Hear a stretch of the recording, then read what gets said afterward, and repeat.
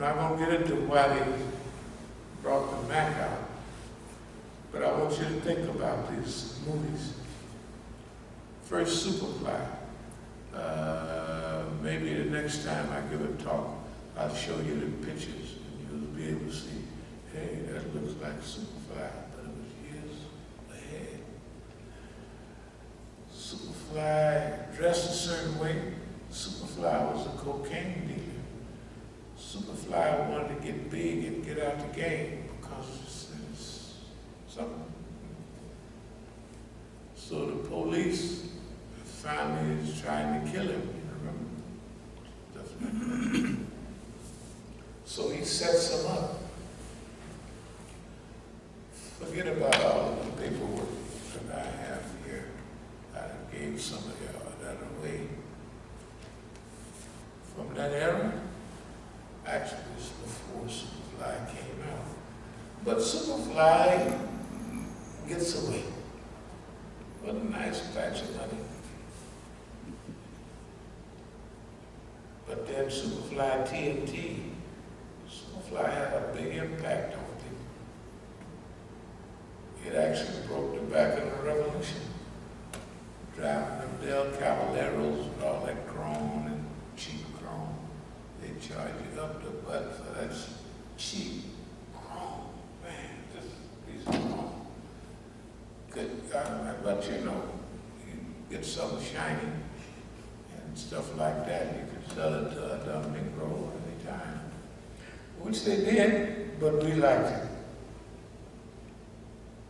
The other thing about Superfly was, when he got away, it was different than this new Superfly. When this Superfly ends, he's on a yacht, just riding around. No purpose for him getting away except he gets away with a lot of money.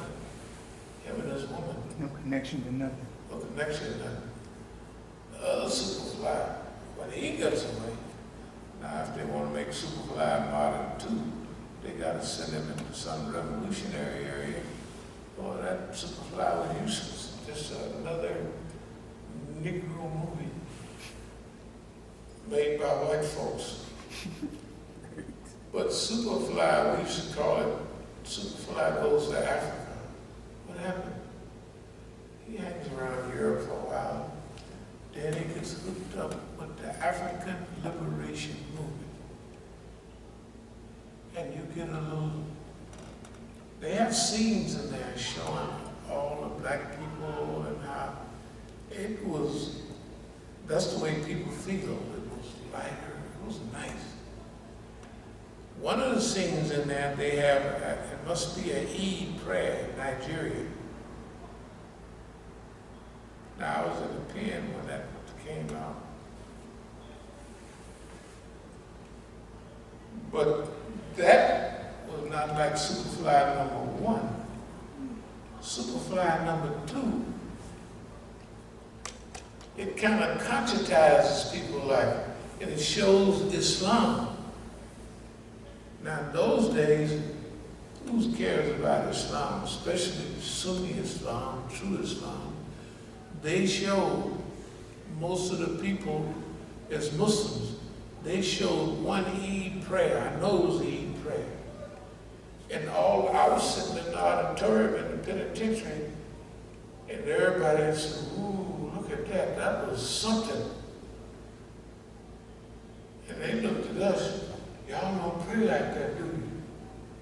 No, we pray like this. We're going to be standing there folding their arms. Somebody standing out front, hollering, Allahu Akbar. But it had an impact. Remember how Superfly ends after going through all that hassle?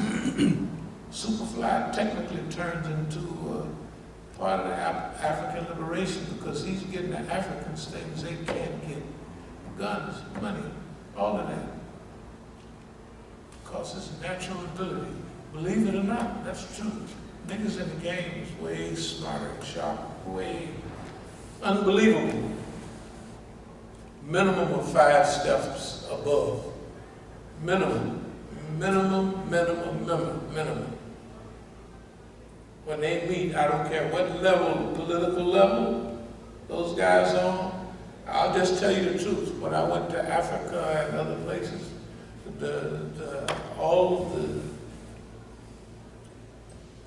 politicians and statesmen were like almost like teenagers. They didn't have no game. Anyway, look at Superfly TNT. It brought a picture in that they didn't. What they doing now, they following the nigga around, somebody, and seeing what he doing. Just like the first Superfly had to have a model, Gordon Parks was not no social conscious person able to write no script like that. He just had no idea of that stuff. And then Superfly TNT, he definitely wasn't into none of that. So they following somebody around. So we whooped them with the first go round. We'll give them 75% truth on this go round, and we'll do that. But they did the wrong thing. They woke people up. They made people think more about the common person. Think about Africa. Look at all those people in Africa. Look at those people. They're fighting the white people there to try to.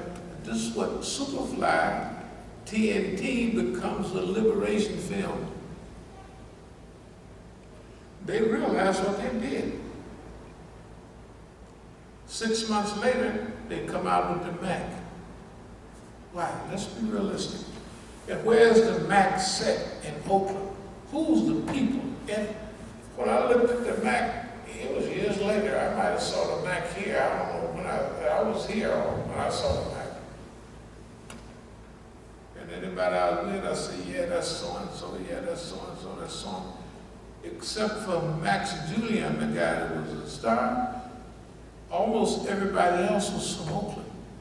Here's why. After our lifestyle in Oakland, after getting away, you know, everybody knew it because right on the back of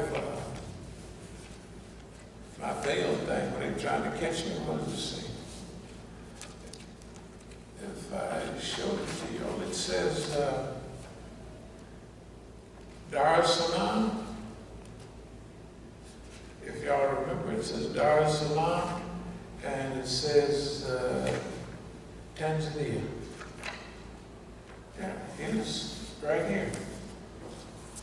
Right here it says Algeria. This is a Bales bombing record. And right here it says Dar es Salaam, Tanzania. Of course, I didn't know the Bales bombing was nothing. But everybody knew where I was. That African experience became, like they talked about us in Oakland when we was there, this became an adventure.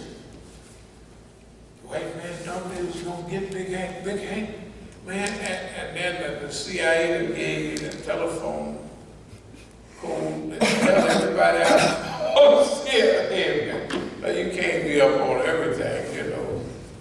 So, everybody knows, man, Big Hank now is up in Denmark and he talking trash up there and he did that. He got white girls hanging out the trunk and everything. Big Hank is on the road. Big Hank is in Africa working with the African movement, man. And Big Hank, and don't forget the party, they did their research too. Because the ones in the party was from the East Coast and Kansas City, not from the West Coast, except the old Uncle Eldridge and D.C. Don Cox from San Francisco. So, everybody in Oakland is talking about Big Hank do this, Big Hank in Africa, Big Hank do this, da. So they brought the Mac out. And they put all the local Negroes in the Mac. So everybody would see it and they would talk about them. I'm telling you what the white man did. And if you don't believe it, watch Superfly #1, Superfly number 2, and the Mac. And we'll watch the last one together, and I'll tell you, oh, that's so-and-so right there, that's my homeboy, that's so-and-so. See, people wasn't talking about them. They was talking about Africa. And they was talking about Oakland ain't the only place in the world. That's what they told me before. Man, I'm getting out of here. Where you gonna go? You can't make no money nowhere else. I said, they have money there, don't they? They gonna. Yeah, they gotta have some kind of money, pesos, dinars, they got something. I said, well, how a nigga can't make no money there then? This is great. How? If they have money there, how they got a rule, niggas from America you can't make no money, and they put a green paintbrush star, a hat, you gotta wear a hat, that said, no, you can't give this nigga no money. No, man, you just, I said, that's right, that's gonna happen. So, this is what the people, it expanded people's mind. Everything they did to us expanded. Everything they did to us backfired, just like today. Everything they did. And that's what part of the paperwork was. If I showed y'all some of that, was approved that the government was behind building me up. But every time I'd be sitting there and I need a connection, it'd be just like the white folks I meet now. They float right in. Hey, try some of this. That's good. You can have all of you want. How much do you pay for a kilo of marijuana, which the niggas get it's only a pound, they cut it down. You don't know whether the kilo of anything is wrapped up, not a weight. You know what I mean? Like we learn later on. So the white boys float by with bricks this high, the speed. And you paying niggas $100 a brick, a half a brick. $55, I said $55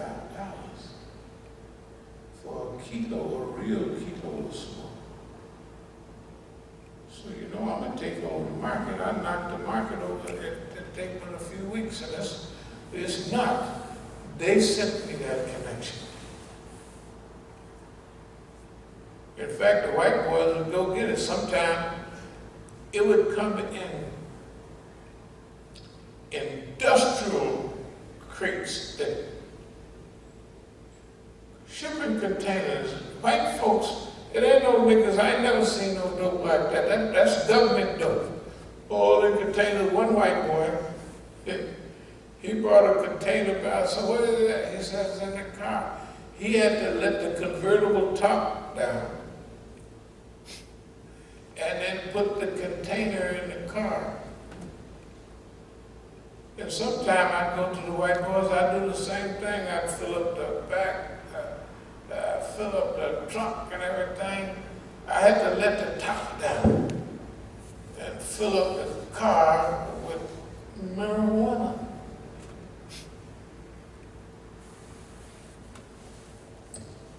Only thing is, we didn't follow the script.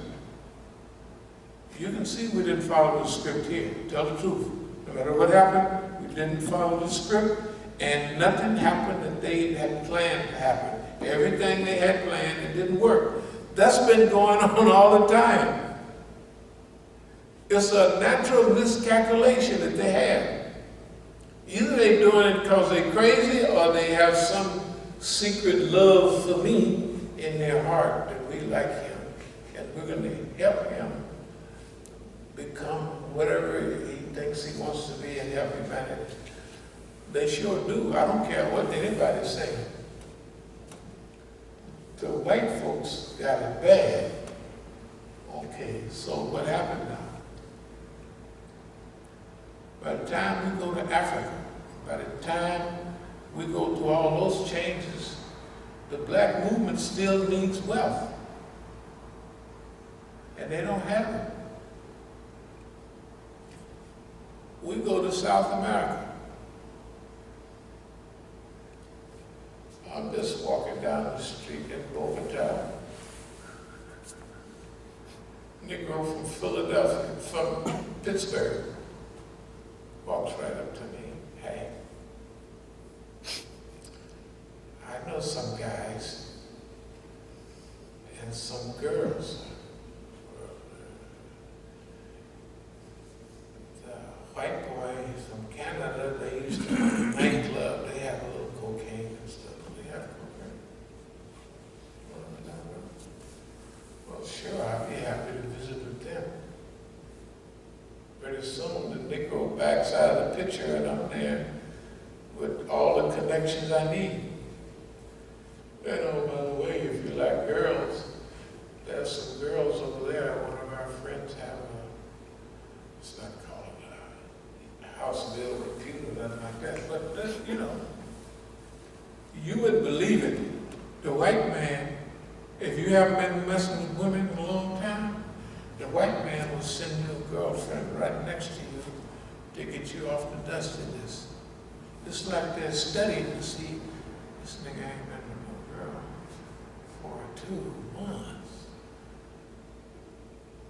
To them, the nigga would go crazy, they figure. So we better send him. I'm telling you what the white man does, has done. What was you going to say? Did you ever see him again? No. He stayed around a while and then he went on back to, he was pretending to be a student down there. Okay, how you gonna find out about the CIA? Why we know about the CIA? We know how they operate. How we know about the setup? We know how the system works because we lived through it. That was what Allah wanted us to do. And wanted them